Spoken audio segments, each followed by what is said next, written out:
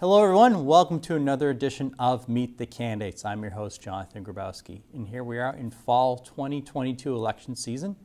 And joining me is someone very familiar to Meet the Candidates because I feel like he's been on maybe 4 or 5 times over the years due to special elections and whatnot. It's State Senator Pat O'Connor. Jonathan, thank you for having me. I really appreciate it. So I think it's been about 5 or 6 times just through the whole legislative process you've been on Meet the Candidates. It's been a few times, and I love it to be able to talk to the voters, but also during the sort of off election seasons to be able to give a legislative update up on Beacon Hill. It's been great to be able to work with you. Great.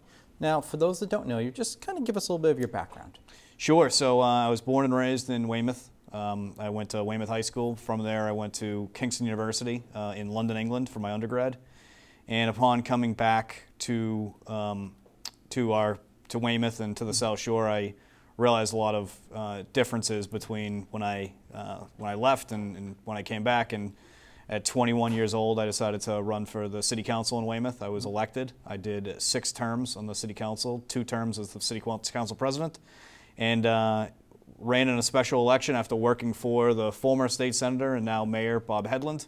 Worked for him for 8 years up on Beacon Hill and ran for the state senate. Was privileged to be enough to be elected in the middle of May 2016, and I've been in that position ever since. Right. So when you first ran, what made you decide to run?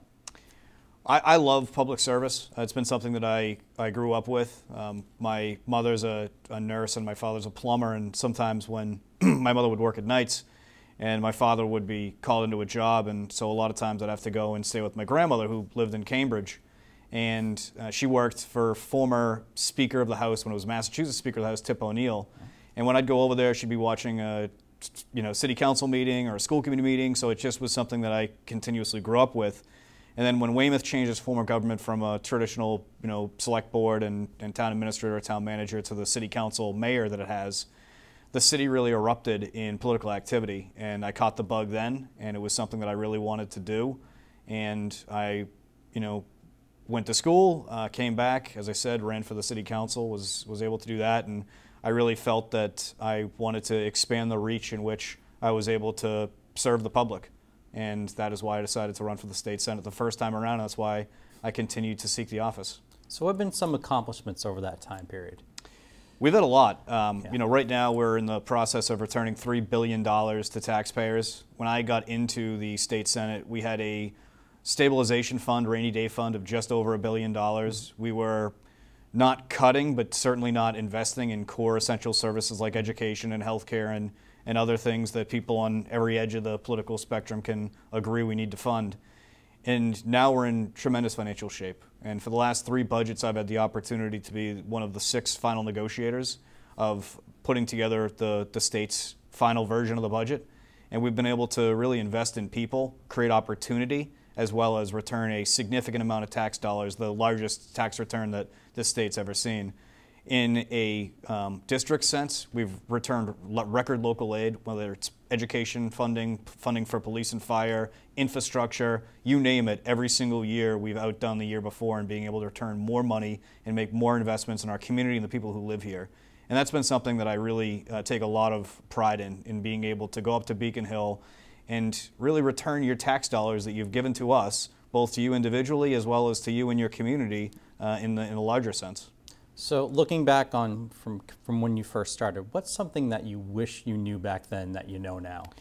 This is a great question. I thought about, this as one of the things that you'd bring up, and I thought, that somebody would tell me there'd be a global pandemic, but I thought that was the easy way out. Yeah. So I really thought, deep about this question. I would say it's the political division. Obviously, in 2016, I knew that it was there, and I think that it's only become worse since then. Yeah. And it's changed the way in which I approach the job, where I try to unite as many people as possible and have people work towards common goals and look past the partisan divide and have conversations rather than arguments. But there's a lot of that out there, and a lot of it's very tough waters to navigate when you talk about political division and how deeply rooted it is, especially at the federal level. And so one of the things that we've taken a large amount of pride in is being able to try and cut past that division and get to the root of the problems at hand and try and provide solutions to those problems. So you're now Assistant Minority Leader, so talk about that role. Sure. So The caucus is small. There's only 3 Republicans in the 40-member Senate, so it's 37-3 we're outnumbered. And, you know, it's not just by default that I would get the title, but due to the title structure in the Senate, there is 1 minority leader and 2 assistants. I take that role seriously. It's something that allows us to play a large role in the construction of policy up in the state Senate, where you know the Senate president has a majority leader and a few assistants. The minority leader has a few, and we're able to really talk about the things that we believe should be and shouldn't be in certain policies that are going to impact the entire state. It also allows us to play a much larger role in the makeup of our state budget and other things that are very important. One of the things that I will say is a unique advantage of being outnumbered so significantly in the legislature is that there's conference committees on every single bill that the House and the Senate just have disagreements on. So when we're talking about education reform or the state budget or tax cuts or any of these major issues that come up before the legislature, there's a House version of the bill that passes and a Senate version of the bill that passes. And then what happens at the end is 3 members of the Senate and 3 members of the House get together and reconcile those differences. 1 person from the House and 1 person from the Senate has to be a Republican. And so on those bills, I think that it was about 11 conference committees I was on last time. I'm able to influence pieces of legislation and make sure that none of it's going to negatively impact the quality of life of people here on the South Shore or people across the Commonwealth. And that's been something that I've been able to get, I would say, really a lot of things done for the district inside of having those roles and being able to have that seat at the table. So what are some of the current committees you sit on? I know there's a lot of committees at the State House. Sure.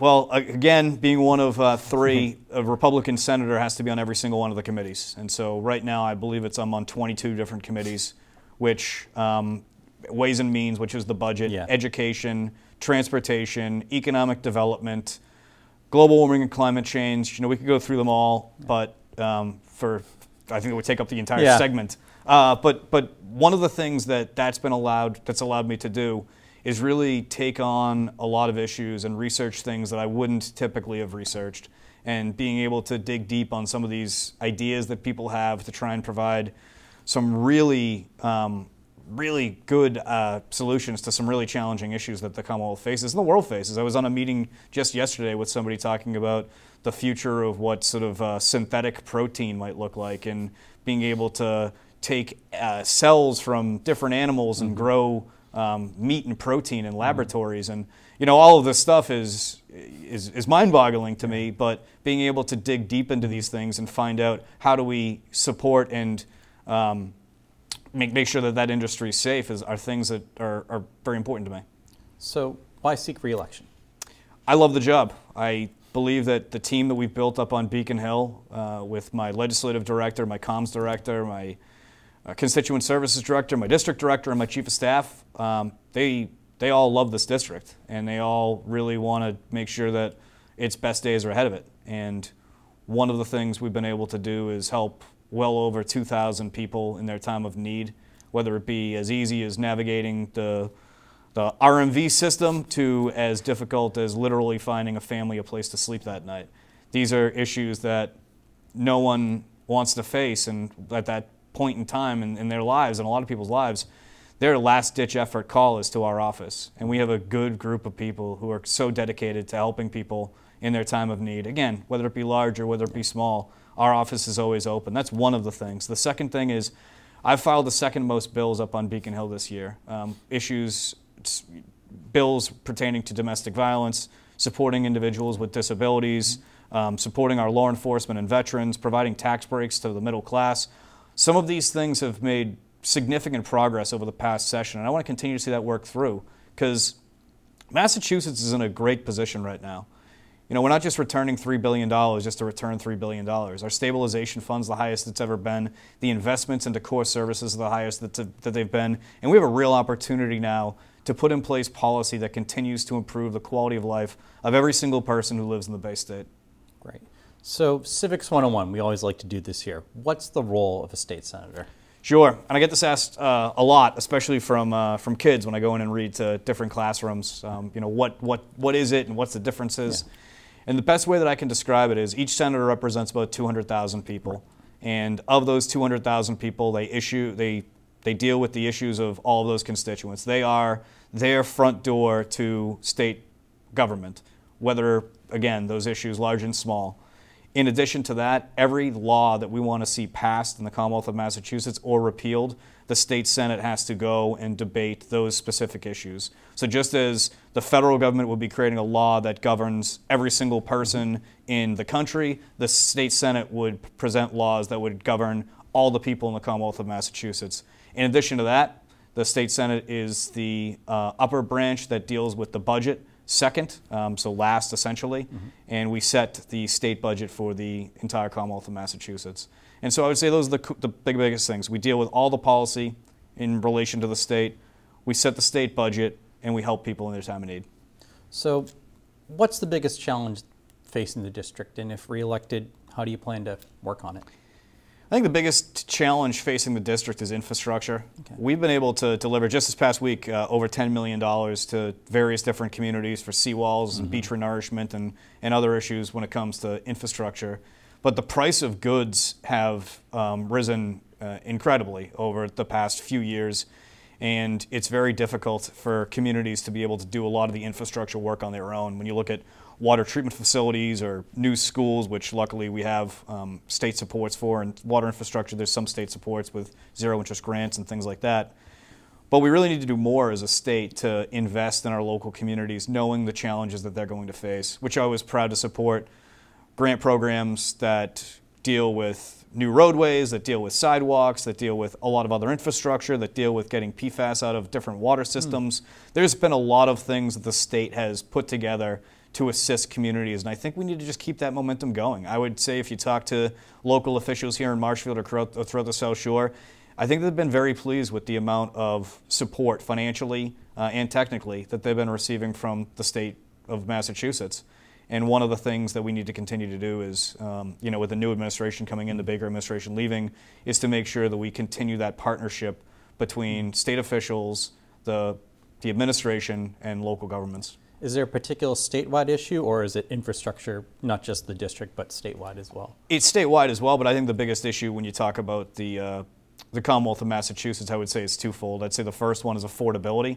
Right now, it's incredibly challenging to afford to live in Massachusetts. We have such great such great society in place here when you talk about academia, when you talk about healthcare, financial services, biotech, all of the things that are continuing to grow our economy and expand in Massachusetts. But with that comes rising home prices, and then just federally the cost of goods are going up. Whether you talk about going to the grocery store or paying at the pump, you're experiencing a lot of challenges, especially from individuals in the middle class. And what we're trying to do to solve a lot of those issues is to continue to find ways to make Massachusetts more affordable, especially to individuals who come out of one of our systems or grew up in Massachusetts and wants to come back home, that there's a place for them. Because right now, it's challenging to find a place if you're 21, 22, 23 years old, or even older, and you want to start your family and come back to Massachusetts and work in one of our jobs and contribute to our economy and our society. We want to make sure that those people are able to come back here and afford Massachusetts. The second issue I would say is runs parallel with affordability is the issue of mental health in our communities. Our mental health system in Massachusetts was really exposed during the COVID pandemic and post-COVID as a system that was broken. We have families that have called our office, excuse me, in crisis with a child who is 8, 9 years old, who is going through a psychotic episode and a mental health break, and they're at MGH or Children's, and there's no beds available, and they've been there for a week, they've been there for 2 weeks. The system was shattered, and no one was communicating with each other, from the hospitals to the insurance companies to the mental health providers, and a lot of people, not just children, were falling through the cracks. And so what we were able to do this past year is pass a massive, comprehensive mental health reform bill, which sets in place what I would say is a new foundation in which we can build a brand new mental health system. And in that system, we invested $500 million of the funds that we got from ARPA to create a system that actually works. that when people are in crisis, that there's help that's going to be given to them, that they're not just sent to an annex and an ER and they wait it out for a couple weeks until they get absolutely sick and tired and frustrated and decide to check themselves out. And these are people who have identified themselves that they need help. And it's about time that the state provides them with a system that once they go into it, help is there. So I feel like in the years I've been doing this show, the political spectrum has increased dramatically in regards to where people sit on. Where do you sit on that political spectrum? I'm a moderate Republican, and I would say in Massachusetts that's pretty much squarely in the center. And I think for far too long we've experienced this great divide that we talked about earlier, where people on the far right and people on the far left have been the loudest ones. Yeah. And the middle, I think, is starting to find its voice. And the middle is saying a lot of the things that wherever you fall on the political spectrum you'd agree with. The middle saying we should have a school system that creates good, contributing members of society. We should be able to live in a neighborhood that's safe.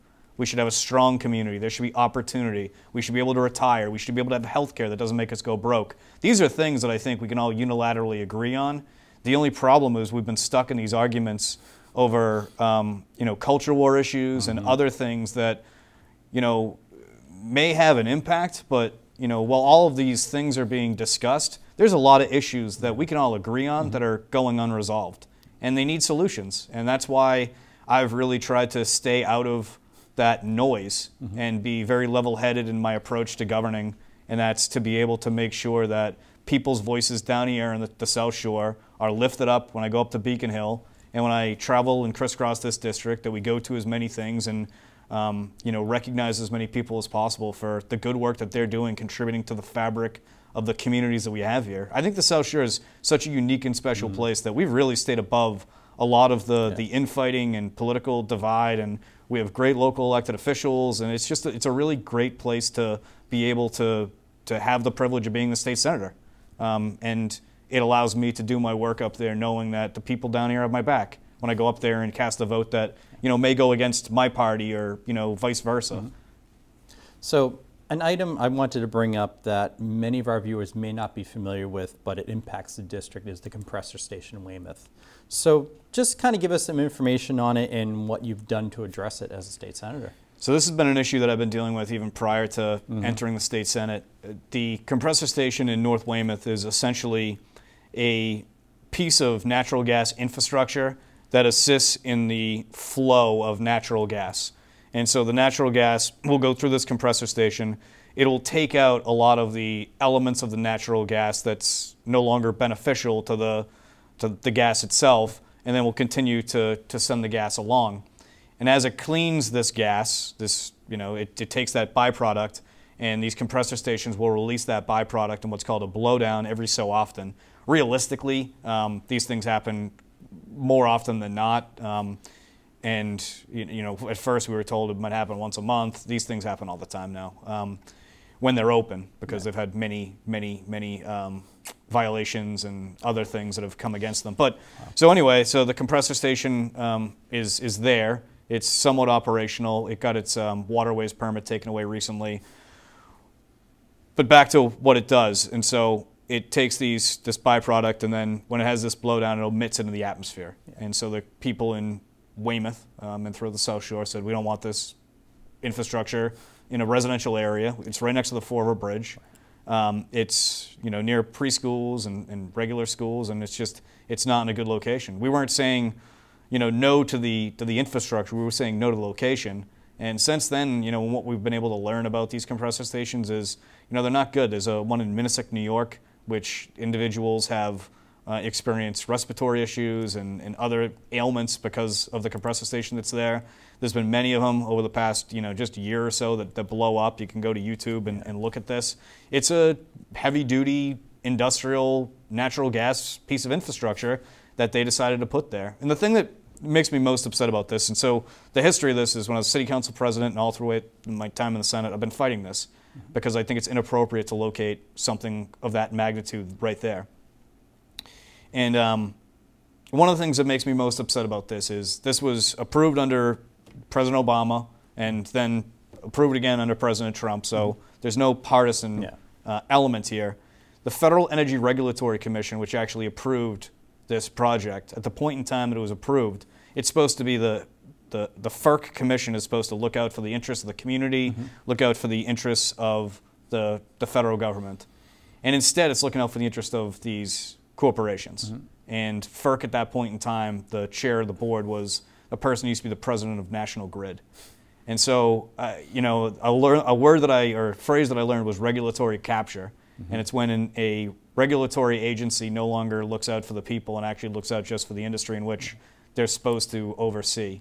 And I think that nothing is a greater example of that right now in modern time than the natural gas compressor station in North Weymouth, because there's no business being there. Yet political opposition almost from every single angle, but yet it still was able to get all the permits it needed and was rubber stamped at the federal level. And that's a disgrace. And it's an embarrassment that we have a government at the federal level that continues to think that that's okay. And now we see that happening with Holtec and the Nuclear Regulatory Commission, you know, potentially allowing them to dump wastewater into Cape Cod Bay. Both of those things are illogical, and just, I think, a common sense approach to this and looking at this for what it is, both those projects should have been denied immediately. Right. I want to jump over to something else. So we're in Marshfield, so talk about some of the work you've done with coastal infrastructure.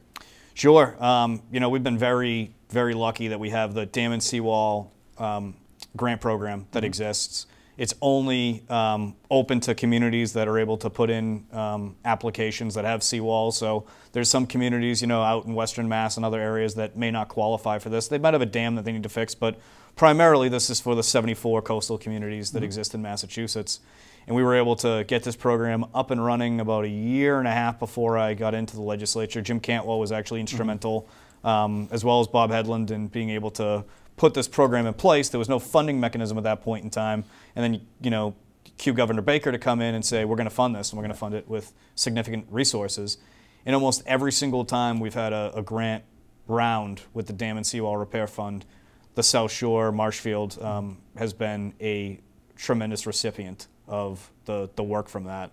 A lot of times the highest ones. And then when you look at the Seaport Economic Council, which also exists, which is chaired by the Lieutenant Governor, we've been able to secure record amounts of funding through that council as well. So when you look at some of the work that's being done with infrastructure and drainage and the elements of seawall repair and other coastal infrastructure, it's to the tens of millions of dollars that we've been able to secure over the past 6.5 years to the town of Marshfield, and you know, just under, I think, $75 million total between you know, various different programs that we've been able to uplift, and then working with our county officials too, and getting the money from the CARES Act and ARPA to be able to utilize some of that money. We were just down on Ocean Street recently to celebrate some work that's going to be done down there with some of the money that came in. So a lot of good stuff going on, and I want to thank the Marshfield local officials too.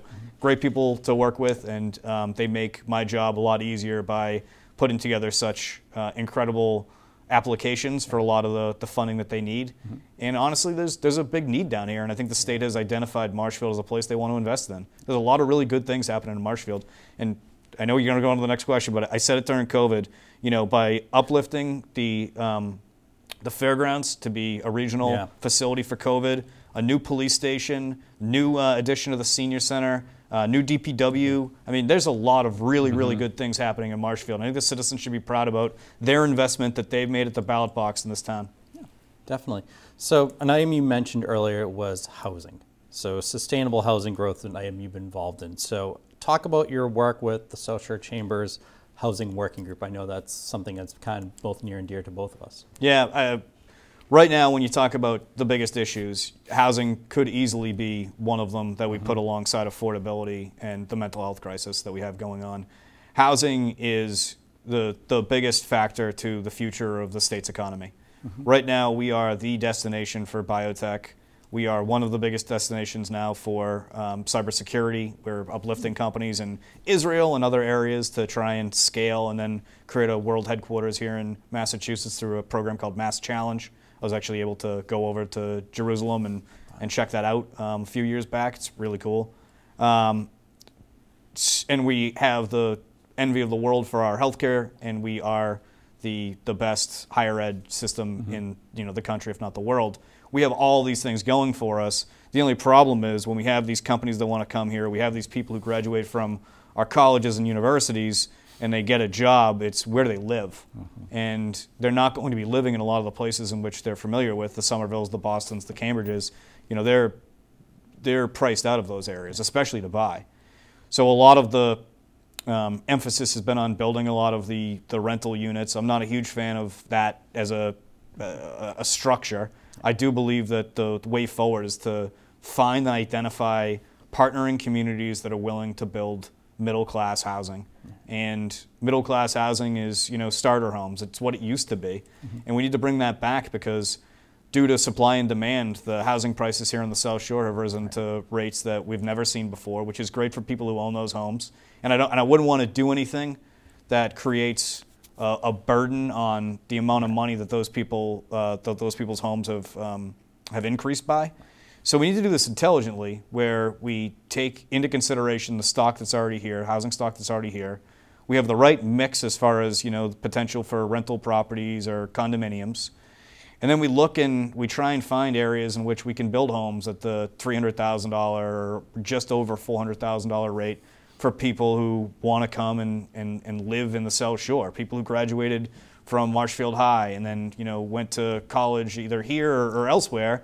They come back to Marshfield, they get a job, they work a couple of years, they live at their parents' house, they rent somewhere in Southie or do the typical thing. Yeah. But when they're ready to settle down and they're ready to move back home and contribute to this community that they grew up in, that their parents grew up in, that their grandparents grew up in, they can't. And that's a shame. And that's something we need to fix in Massachusetts. And it's something that I've been working on with the Chamber and other colleagues of mine. One of the things that the state did to try and fix this problem was create Chapter 40B. Yep. And Chapter 40B is a broken law. And it's been identified by the Inspector General as broken. And just generally speaking, if you look at it, it's an illogical piece of policy that doesn't stand the test of time and allows developers to bypass local communities. Right. Local communities are always going to know what's best to do in their community, not mass housing or other areas that are trying to hit metrics. They don't care about the quality of life or fabric of the community. They want to hit numbers. And so one of the things that they did with that was they had the 10% set aside, that every community should have 10% affordable housing. Of the 8 communities that I represent, I know for a fact that a few of them will never be able to reach that, just by the geographical makeup of their community, by land ownership, by wetlands, by, you name it. There's some communities that will never meet that. So why put in place a policy that communities will never be able to meet? And then on the back end of that, penalize those communities through not being able to get grants, or they're talking about taking away unrestricted general aid at some point in time. Why penalize those communities when they can't hit it? It doesn't make sense. And there are other communities who are out there who are saying we want this. Quincy's and Weymouth that are saying we actually want to try and change some of the makeup of our sort of downtown or community hubs, town centers.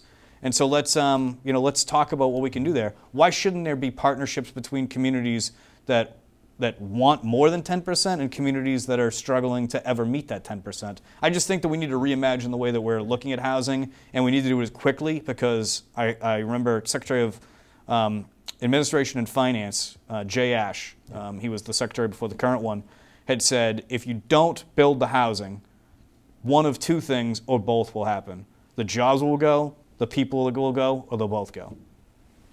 Interesting. So kind of going off that, so talk about why is local growth so important? You mentioned Weymouth, you mentioned Union Point, the Landing. Talk about why that growth is so important. Well, I think the growth is important. I think we need to have the infrastructure in place to support the growth. Right now, there's a lot of growth that's being presented, both in Norwell and in Hingham and in Weymouth in particular, but the growth is really restricted because of the lack of water and wastewater that we have in that area. And then you have the NWRA, who just came on board recently and said that they're willing to waive the hookup fee and all these other things. So when we talk about growth, I always like to preface it by saying there's a lot of work we need to do until we actually achieve the growth that is needed there. When it comes to Union Point, which is the former South Weymouth Naval Air Station, you have a parcel of land there that is a missing piece of the puzzle, not just to the town of Weymouth. The town of Weymouth doesn't have a downtown. It doesn't have a huge area of commercial property. That could be it for the town. But in my opinion, it's not just the missing piece of the puzzle for the town of Weymouth. I think it's the missing piece of the puzzle for the entire South Shore. You have all these industries that are struggling to find places inside of Boston to scale. And then Cambridge, they've run out of space in Cambridge, and other areas in the 128 corridor, they've run out there. New industries and industries that already exist in Massachusetts will want to invest in that area as long as we are able to do it in the right way, that we're able to make sure that the road infrastructure is there, that water and wastewater is always going to be available, and that there's going to be housing there, hopefully, that can support a workforce that isn't going to be a workforce that's making middle to high six-figure, seven-figure incomes. That these people who are coming out of college, a few years out, have the opportunity to live in the same community that they grew up in. So you mentioned local aid earlier. Is there a, something that stands out to you, like a piece of local aid that you're really proud of, or one that you were surprised of, like the impact it would have? So I'm going to say this is a relatively smaller one, but one of the earmarks we were able to secure, and we don't call them earmarks anymore. I think earmarks has a negative connotation, so we call them local priorities. But it's the same thing. It's money that we submitted to the state budget that we want to come back to our community to help our community. And one of the ones we were able to put forth was money for a backpack program in Weymouth, which was able to provide children who were food insecure, economic disadvantaged kids in that community with a breakfast, lunch, and dinner for their Friday night, Saturday, and Sunday up until Monday. And that was something that we put in place prior to the pandemic, identifying this need that was there. And I think it was like $18,000 that we were able to secure of the $52.7 billion budget. $18,000 of that, we were able to take that aside and invest in that. And we made a huge impact on people's lives. We got letters and phone calls, and we've heard from teachers that actually started the program in one school. It was started. I read about it in the Weymouth News, talked to the teachers that started it there, wanted to assist that, connected them with the food pantry. The food pantry then was able to run the program for the entire school district. So it's just those things where, it'll never make the front page of the newspaper, but it's the little things that we do that make huge impacts in people's lives. And I know for a fact that kids in my hometown didn't go without during the weekends, that they didn't have the supports that schools now provide, because schools are no longer just a place where kids learn. That's wraparound services now. Yeah, it is. You mentioned the pandemic, and I hope this is the last election cycle we have to talk pandemic or anything pandemic related. So you were really active during it. I saw you had a lot of online, a lot of Zooms, not just you, but Greg and other people. Is there, what's something you learned from the pandemic that you, as a legislator, that you can apply going forward? The people of the South Shore adapt. It was obviously the whole world was adapting very quickly, but we had members of the Chamber of Commerce who 2 weeks in reached out to our office, and we set up a whole round with all the local chambers of commerce and the South Shore Chamber of Commerce.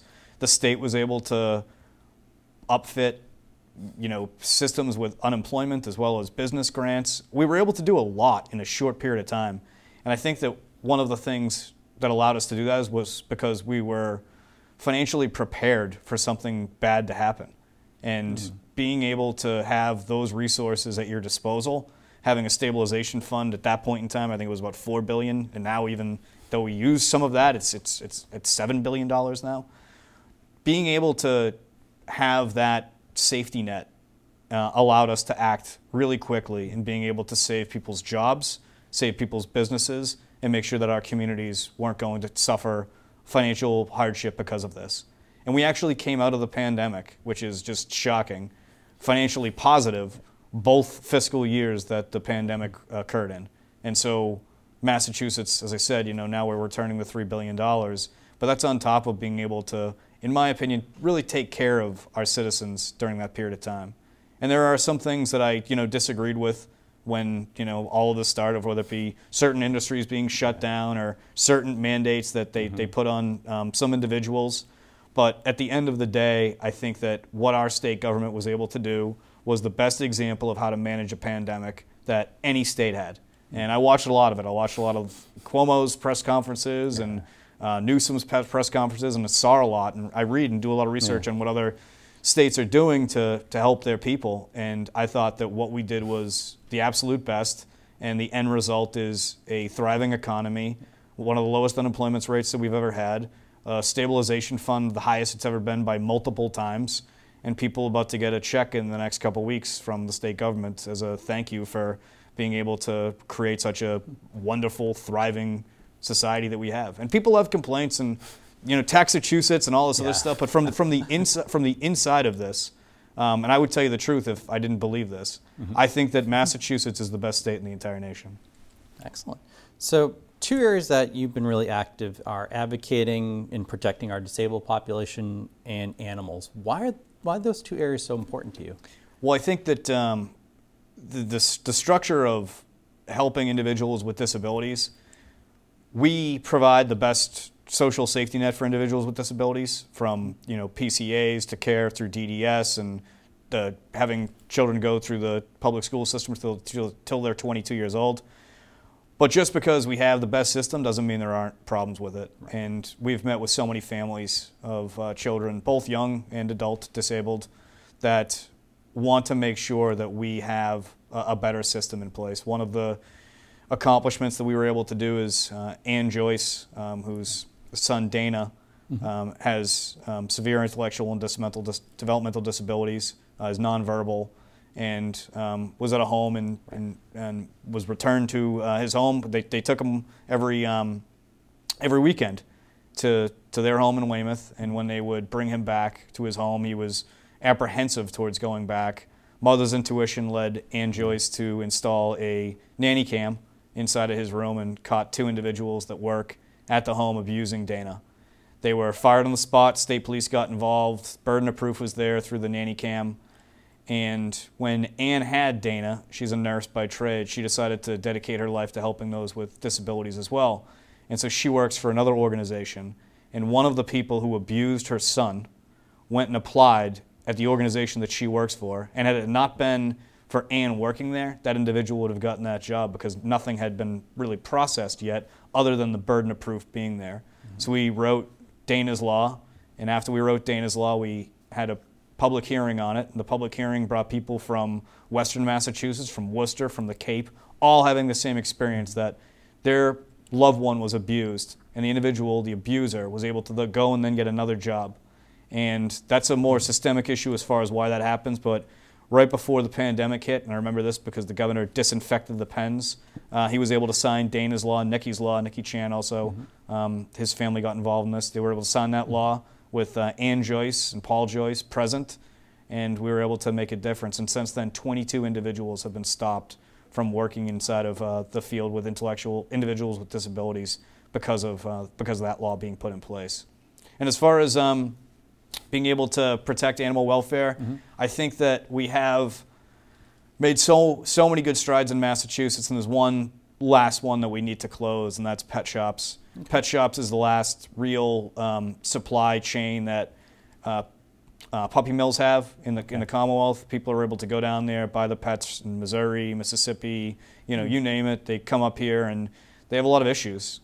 They are sick. I believe there's only about 5 or 6 pet shops that are left in the state. And California has actually done this, and they banned pet shops. And what they told the pet shops to do was partner with a local nonprofit shelter and offer those pets up for adoption, and in turn sell food, sell grooming products, sell all these other aspects, doggy daycare. The sale of dogs actually only makes up about 2% of a multi-billion-dollar industry of pets. Yeah. And so there's 98% that they can also navigate towards to try and make their resources. And a couple of the shops that were left in California are actually seeing higher profits than they did when they actually sold the dogs themselves. So it's the last step that we have to really shut off that supply chain from the puppy mills down south. And people have said, oh, why would you want to shut a business down? And it's not that. It's that I want to transform that business. Right. I don't want them to go out of business, but I want them to recognize that when we've heard stories of a dog being brought into a family for their Christmas, and then by February the dog's gravely sick, and they bring it back to the pet shop in which they bought it from, and the pet shop wants them to sign a non-disclosure agreement in order to give them their money back, there's something wrong with the business model. It's a little crazy. So we're quickly wrapping up here. So we're going to get some fun questions, or we Sure. try to do. So what's a Patrick O'Connor fun fact? So I've said a couple of these so far, so I'm trying to be different with this one. But actually, during the pandemic, I really got back into sports cards, and so I've been an avid collector for the past few years of some sports memorabilia, sports cards. It was something that I loved doing with my dad back in the day. We used to go to card shows and meet different players and get their autographs and do all that. I haven't been to any card shows yet, but eBay is like the world's largest card show now. So I'm on there and trying to like make deals and do that stuff. So it's one of the things that in my limited downtime that I have, which is usually like 11 o'clock at night, I'm on eBay trying to score a good Giannis rookie card or something like that. So in the movie about your life, who plays you?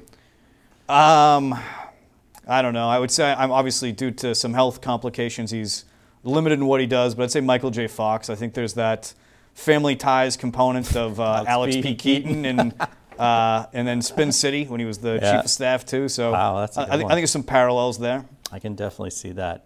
If people want to find out more about you, where can they go? Sure. O'ConnorForSenate.com is the website, and then 617-722-1646 is our number up at the State House at any point in time for any issue. Give us a call. We're here ready to help at any point in time. And last but certainly not least, why are you the best candidate for the position? And I'll speak to the camera on this one.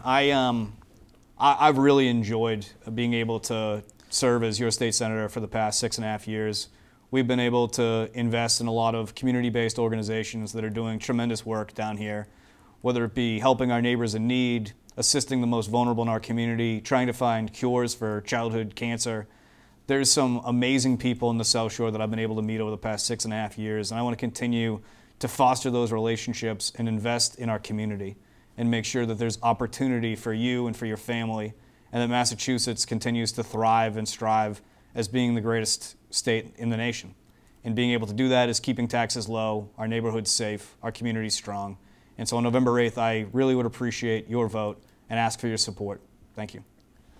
Patrick, thank you so much for joining us today. I wish you the best of luck during this always fun election season. Thanks, Jonathan. Appreciate it, man. And that's all the time we have for Meet the Candidates. Until next time, make it a great day.